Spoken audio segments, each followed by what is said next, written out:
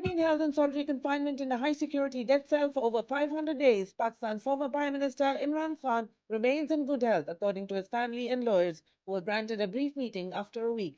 His sister Alima Khan dismissed speculation about his health, saying Pakistan's intelligence agencies are spreading misinformation. Quote, if they are preparing to harm him in any way, it must stop, unquote, she warned, highlighting that Khan's personal doctors had been denied access for a medical checkup. Mr. Khan remains in the custody of powerful intelligence agencies that control Ajala jail, where his fundamental rights have been suspended, including weekly phone calls with his children. Through his sister, Mr. Khan conveyed that his Al-Qadr trust case has been deliberately delayed, saying that a hearing in the High Court would expose the frivolous nature of this case. Quote, it will not even last a week in the High Court and will be thrown out, unquote. Lawmakers in the Indiana State Assembly heard a testimony on the state of human rights and democracy in Pakistan during a seminar held at the Indiana State Capitol. Journalist Wajahat S. Khan and Professor Hassan Nadeem highlighted the role of U.S. foreign policy in enabling repression under Pakistan's military-backed government. Khan, addressing state legislators, criticized Washington's inaction, stating that, quote, America's silence has been a green light for transnational repression, unquote, putting Pakistani Americans and their families at risk. He called for targeted sanctions against key figures in Pakistan's ruling establishment. Professor Nadeem, an expert on U.S.-Pakistan relations, urged lawmakers to take action, suggesting that the Indiana State Assembly draft a resolution supporting democracy in Pakistan. He also proposed a letter to President Trump and top U.S. officials to push for policy reversals, advocating for restoration of democracy and the release of former Prime Minister Imran Khan. Nadeem further warned that the Biden administration's continued support for Pakistan's current government has fueled democratic backsliding, comparing it to an authoritarian regime.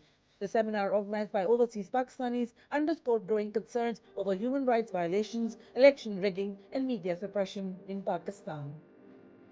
Pakistan's security crisis continues to deepen under de facto ruler and security chief General Asim Munir, as 4 more soldiers were killed in a major intelligence and security lapse in North Waziristan. Media reports indicate that at least 6 army checkpoints were targeted in a coordinated militant attack. Meanwhile, tensions with Afghanistan are escalating, forcing thousands to flee their homes amid cross-border clashes.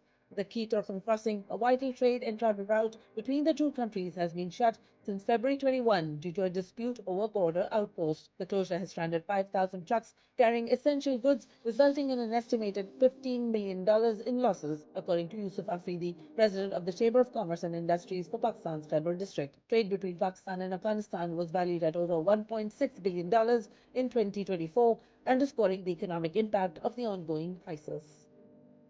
Arab leaders are meeting in Cairo to discuss a plan for the governance and reconstruction of Gaza to counter the widely condemned displacement proposal presented by U.S. President Donald Trump.